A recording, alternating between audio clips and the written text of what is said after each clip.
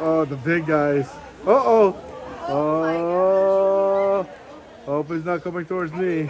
We are in San Diego Zoo Safari Park, and we're gonna ride the African tram and also see the only duck-billed platypus here in the United States, actually outside of Australia. So come join us. Let's go. The San Diego Safari Park opened in 1972, and from the moment you step inside, it feels like nothing like a typical zoo. Spanning about 1,800 acres in the middle of the San Pasqual Valley, it really feels like you're out in the wild with the animals. The park is home to over 3,500 animals from more than 300 species, many of them roaming in the massive open habitats.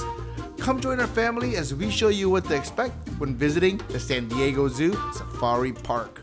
Rolling down the highway, the camera's on the roof. We're chasing all the stories, getting every goofy proof. From the tallest bike in city to a diner shaped by salsa. No place too weird, no road too long. So parking was $20. There is preferred for $55, but we got the regular one, and we got here right when it opens, so we're closer to the top. They do have a shuttle service if you had to park all the way in the further area.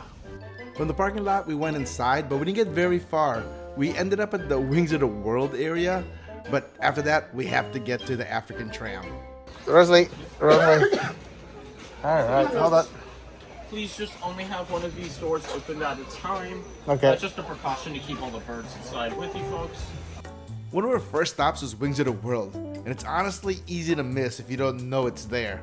Once you walk in, birds are flying overhead and all around you, and it immediately feels calm and different from everything else. You're walking through this space while the birds just go about their day, and some come surprisingly close without paying you any attention. It's one of those places where you naturally slow down, look around, and really take it all in. Oh man, this is like a wild bird section. Hopefully it's not like Alfred Hitchcock.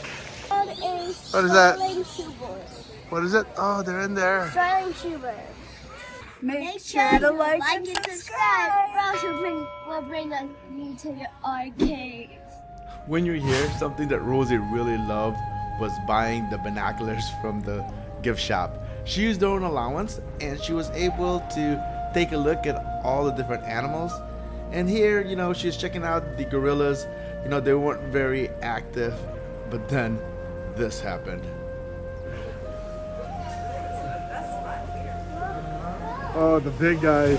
Uh-oh. Oh. Hope it's not coming towards me. That's Mr. Big. That's a little scary. That was so big.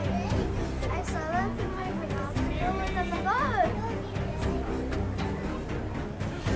Holy cow. Well, it's staring at me.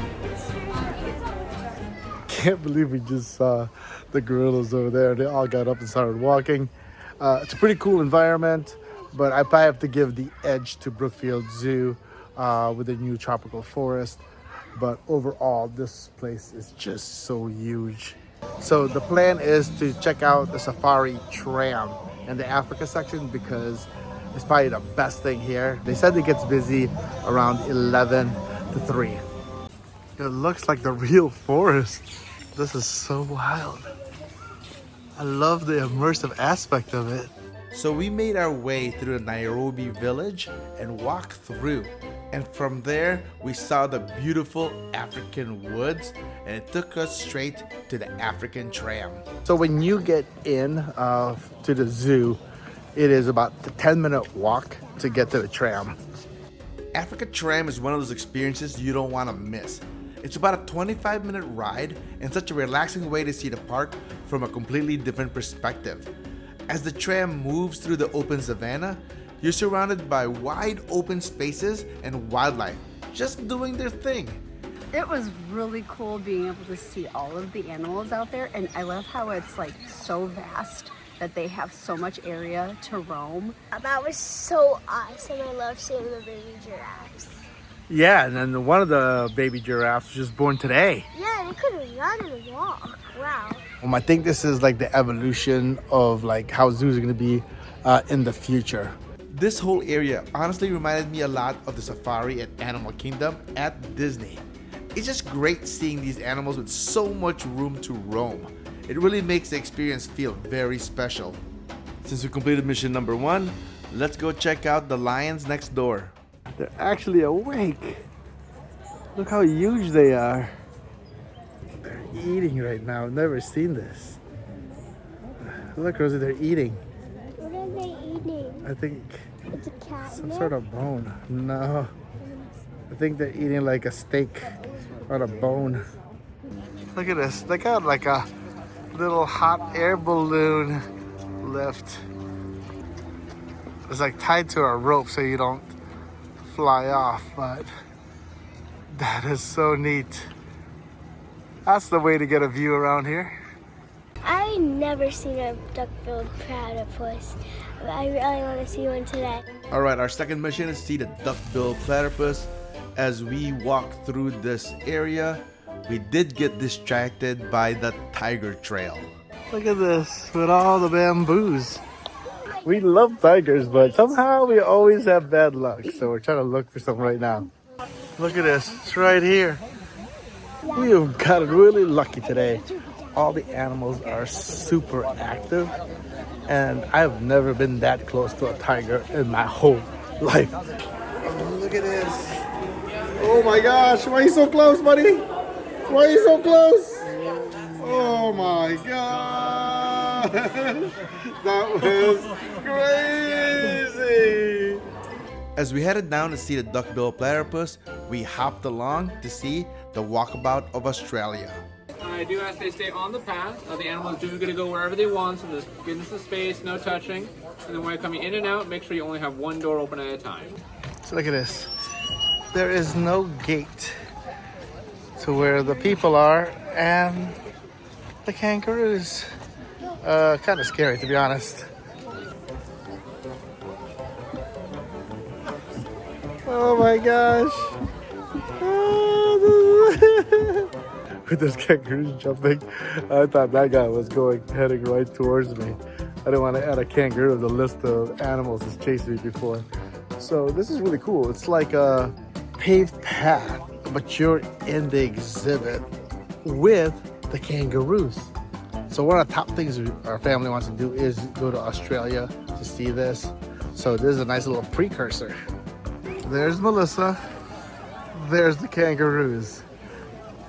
There's Melissa. There's Rosalie. There's the kangaroos. Oh my gosh. So the one thing we're looking for is a duck-billed platypus. But if you're looking for the platypus, just know that there is going to be a line. But it's the only one here in the United States, so you gotta see it. We didn't really know what to expect, but I'm really happy that they have their own enclosure. So these things are so unique.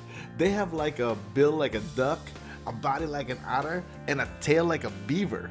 Did you know the male ones are venomous? Like on their bottom foot, and there's like this venom that comes out their foot. I never know I should be afraid of a duck-billed platypus. It was kind of dark in there, but I do have some footage right here of the duck-billed platypus.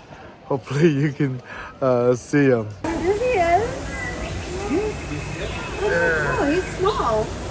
A lot smaller than I Where'd he go? anticipated. He's back there. Is he back out? Oh yeah, he's right here. He's right here. Oh, there he is.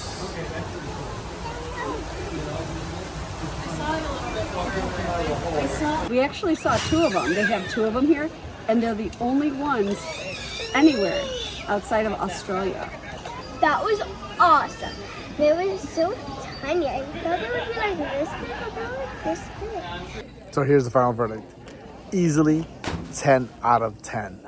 My favorite zoo by far. There's a lot of zoos that's really nice for different elements, but overall, I think the interactive elements, being able to walk around with kangaroos, the only duck-billed platypus, a safari type of ride similar to Animal Kingdom. It is easily the best zoo I've been to, even over San Diego Zoo.